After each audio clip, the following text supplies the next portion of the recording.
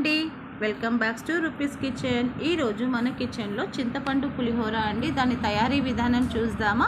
ఒక glass of rice తీసుకొని దాన్ని బాగా వాష్ చేసేసుకొని ఒక హాఫ్ అన్ అవర్ పాటు నానబెట్టేసుకొని కుక్ చేసుకొని పక్కన ఉంచేసుకోవాలండి.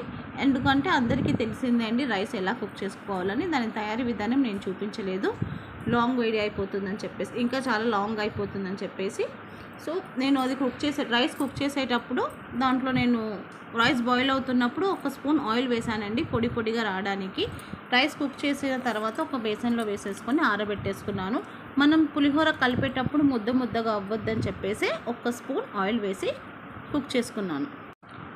ఇంకో ప్యాన్లో ఒక 2 టేబుల్ స్పూన్ ఆఫ్ ఆయిల్ వేసేసుకున్న తర్వాత ఆయిల్ వేసుకోవాలండి. ఆయిల్ వేడెక్కాక దాంట్లో 2 టేబుల్ స్పూన్ ఆఫ్ పల్లీలు, 1 స్పూన్ శనగపప్పు, 1 స్పూన్ మినప్పప్పు, 2 టేబుల్ స్పూన్ ఆఫ్ కాజు వేసేసుకొని బాగా గోల్డెన్ బ్రౌన్గా అయ్యాక ఫ్రై చేసుకొని పక్కన ఉంచేసుకోవాలండి.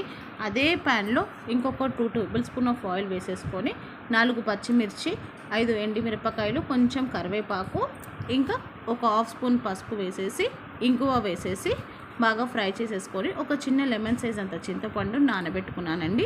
ఆ గుజ్జును కూడా దాంట్లో వేసేసి బాగా కుక్ చేసుకున్నానండి. ఆయిల్ పైకి వచ్చే వరకు బాగా కుక్ చేసుకున్నానండి. నేను దీనికి ఒక మసాలా ప్రిపేర్ చేసుకున్నానండి. 1 స్పూన్ ఆవాలు, హాఫ్ స్పూన్ మెంతులు డ్రై రోస్ట్ చేసేసుకొని దాన్ని పౌడర్ పక్కనే చేసుకొని పెట్టుకున్నానండి. ఇది వేసే వల్ల పులిహోర చాలా అంటే చాలా బాగా టేస్ట్గా ఉంటుందండి. టెంపుల్లో తినేటంట్లో ఉంటుందండి. సో అది పౌడర్ చేసుకొని పక్కన ఉంచేసుకున్నాను. వీడియో ఎక్కడ స్కిప్ చేయకుండా ఫుల్ వీడియో చూడండి, అప్పుడే మీకు అర్థమవుతుంది. చింతపండు గుజ్జు బాగా కుక్ చేసుకోవాలండి. ఎందుకంటే ఆయిల్ సపరేట్ అయ్యే వరకు బాగా కుక్ చేసుకోవాలి. లాస్ట్లో ఇంకొక 2 మినిట్స్ ఉంది గ్యాస్ ఆఫ్ చేసే అందుకు అంటే దాంట్లో కొంచెం బెల్లం వేసుకోండి. మీకు నచ్చితే వేసుకోండి, లేకపోతే స్కిప్ చేసేయండి, నో ప్రాబ్లం. కానీ బెల్లం వేస్తే కొంచెం టేస్ట్ చాలా బాగుంటుంది. అలాగే మనం 1 స్పూన్ ఆవాలు, హాఫ్ స్పూన్ మెంతులు డ్రై రోస్ట్ చేసుకుంది పౌడర్ ఉంటుంది కదండి, ఆ పౌడర్ వేసేసి బాగా మిక్స్ చేసేసుకొని గ్యాస్ ఆఫ్ చేసేసుకోవాలి.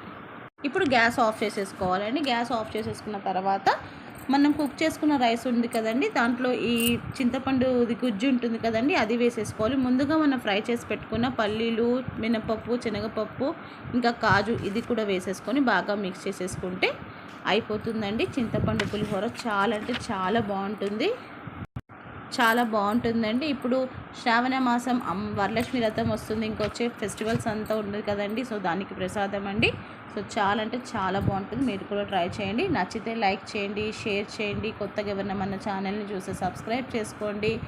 అలాగే వీడియో ఎక్కడ స్కిప్ చేయకుండా ఫుల్ వీడియో చూడండి, లైక్ చేయండి. మీ యొక్క లైక్ నాకు చాలా ఇంపార్టెంట్.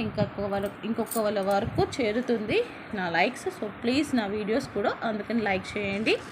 కొత్తగా ఎవరైనా చూస్తుంటే మన ఛానల్ని సబ్స్క్రైబ్ చేసుకోండి. మీ రూపీస్ కిచెన్.